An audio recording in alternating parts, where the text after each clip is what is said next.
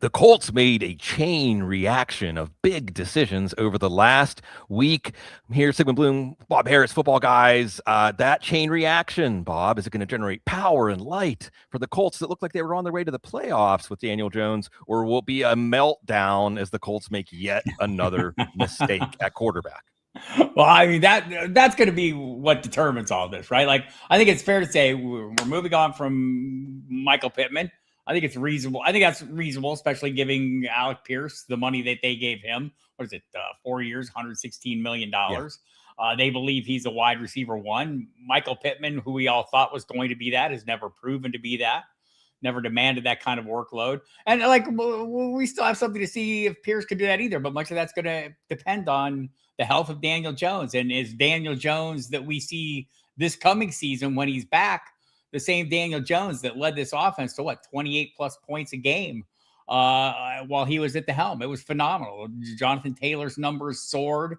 Alec Pierce's numbers were solid. By the way, on Pierce, coming off his best season as a pro, got over 1,000 yards, one of only, I think, 3 players to do that since 2000 on fewer than 90 targets. So super efficient. Impressive efforts. He's always been the deep threat guy, but we talk about our smart friends at Football Guys. Matt Waldman is one of them. And I talked to Matt about him. He thought Pierce could develop into a player closer in style to Justin Jefferson than people would have thought when he studied him as a rookie. Both are skilled vertical weapons through their hand speed, timing, and toughness at the catch point.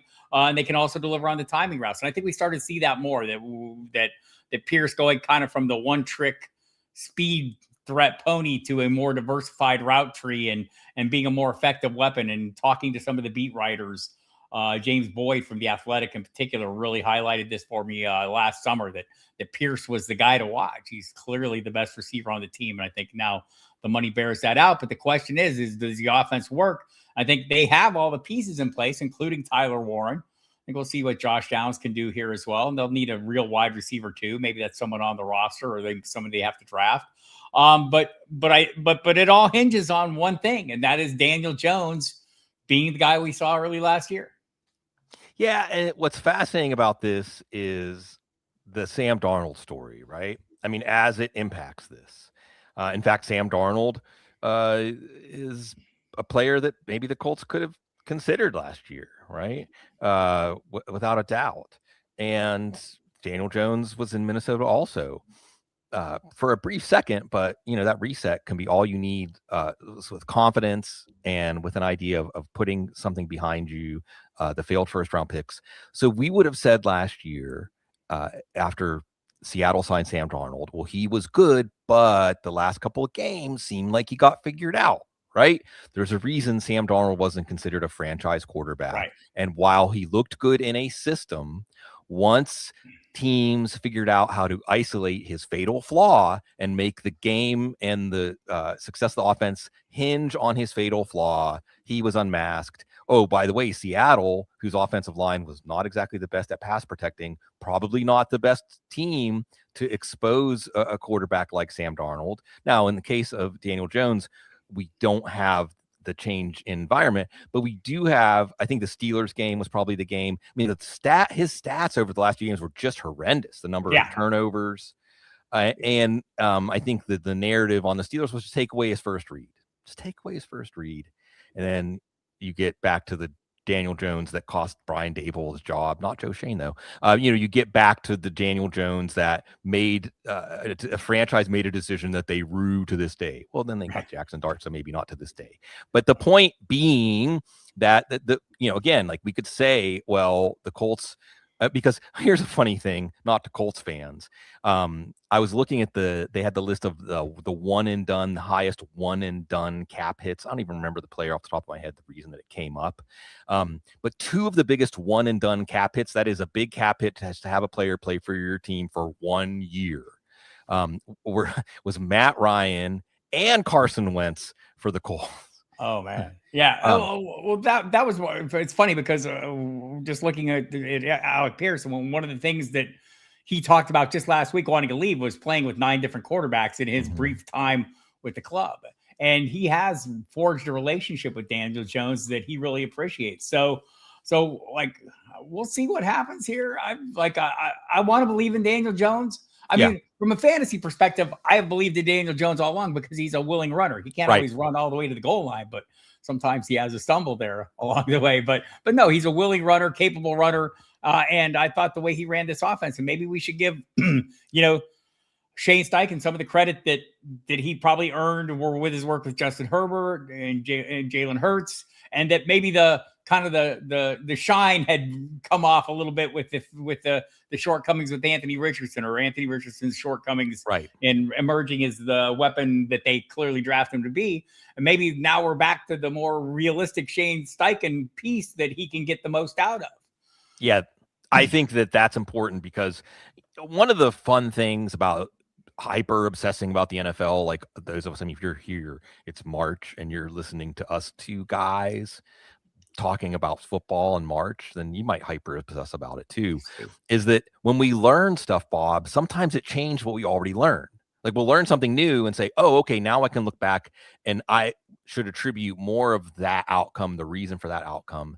In this case, it's, well, Anthony Richardson, at least in Shane Steichen's abilities, was not a quarterback that he could get something out of. We'll see. I guess Cleveland, that's probably the team that's been thrown out there most with Anthony Richardson. Yes. Will there be a second team that can get more? But if Daniel Jones is fine again, then it sure does look like just give him something to work with at quarterback, and it will be okay. And I agree with you, rooting for him. Real quick on the Alec Pierce, does it surprise? I mean, do you think this is a massive overpay? Is it something that, now Alec Pierce is a $30 million receiver? It's more like, no, I get it. I get why they would pay him that much. I get why they are paying him that much, because that's how much he was going to cost.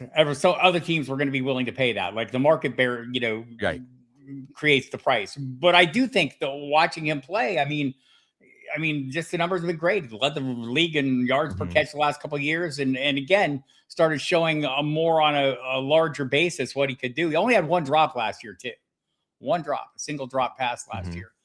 So 36% of his passes were for 20 yards or longer last year.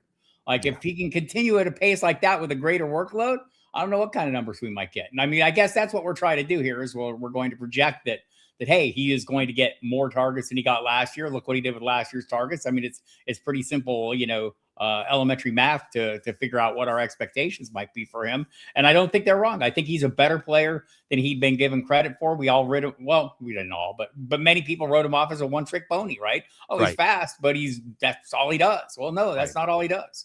Yeah, he's not just a ball guy that goes up and wins jump balls. And what we have to keep in mind is, first of all, like you said, what we should project, because teams don't pay for past production. Teams aren't like, like here's a tip on top of the bill for your great service. Teams are paying what they think they're going to get. They're paying for what they expect to get. And Alec Pierce, let's keep this in mind. Alec Pierce, in addition, we all know that chunk plays, your 10, 15, 20 plus yard plays. I mean, I think the NFL and the analytics and everything else is zeroing in on like that is on offense. If you can't do that, woe is you. So number one, we know he provides the most valuable kind of play, but he's also a great blocker. Jonathan Taylor busting off them long touchdown runs. Go watch Alec Pierce on those runs. Go watch Alec Pierce. Yes. And his ability to win downfield, especially if you have a cornerback that you don't trust, makes teams stay in too high safeties. More Jonathan Taylor runs. Right, exactly. Well, like we saw when all those pieces were in place last year, like Jonathan Taylor tailed off late last season. Why? Because not all those pieces were in place. Pretty clear cut. I mean, you have to have a quarterback, but when it was all working, and again, I want to just not overlook the Shane Steichen aspect of this, but the synergy there is real. And you're right. I mean, that opened things up. The 3 touchdown games, the huge 200-yard rushing outputs, all those things, yes, kudos to you, Jonathan Taylor, for being a huge breakaway threat. Kudos also to this offense for having the pieces in place to allow him to be what he can be. Yeah. And so if you see folks out there saying, look at his career stats, or look at his production last year, how does that justify that salary? Know that number one, it's the production he's going to create.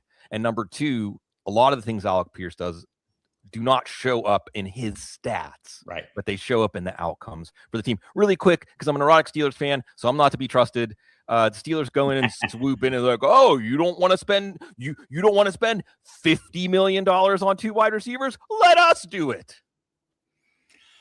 I can't disabuse you of the direction you're headed on this. It's not like, it doesn't seem like the greatest move. These are both players. The 2 receivers they have are guys that probably fell short of expectations in their previous stops, and that's why they were allowed to move on. Now, can you reclaim them? Like we're going to expect more passing volume in this offense with Mike McCarthy there for sure, and maybe they're anticipating that and they're putting the pieces in place to do that. But neither of these guys are the kind of field stretching weapons that are going to like Alec Pierce represents, but also that it's going to help set them apart. Maybe they feel like they have that in an ancillary piece, like a Calvin Austin guy that can, they can use to threaten defenses deep or whatever. But I think that, to me right now, that's the missing ingredient. They don't have that guy that, neither of those guys are true alphas. And that's, that might be a problem for them. How about somebody who can separate against man coverage? Sure, that would help. Just anybody, somebody. I mean, that's the thing. Michael Pittman doesn't exactly plug a hole in this offense. Maybe he can catch back shoulder passes from Aaron Rodgers. This is a team stuck in short-term thinking at a moment when bills are going to come due for short-term thinking. Well, long-term thinking, always, we're about making friends for life at Football Guys. And we gather around fantasy football and football, but really, we love being a part of your life. We love that you make Football Guys part of your life, and you're part of our life. Even in March, even with football games 6 months away before we're going to set our lineups, we're thinking about this stuff. And if you're hanging out with us, or maybe you're coming in a few weeks after because you have a life, like Cecil says, you have a life, we don't. How's that happen? Yeah, no, it is. And really, I joke because we get a charmed life to get to do something that for us is play as a job. And it's because of you all out there and the wonderful fine taste you have in your connoisseurs of fantasy football advice, footballguys.com. Folks, we don't say bye. We say see you later.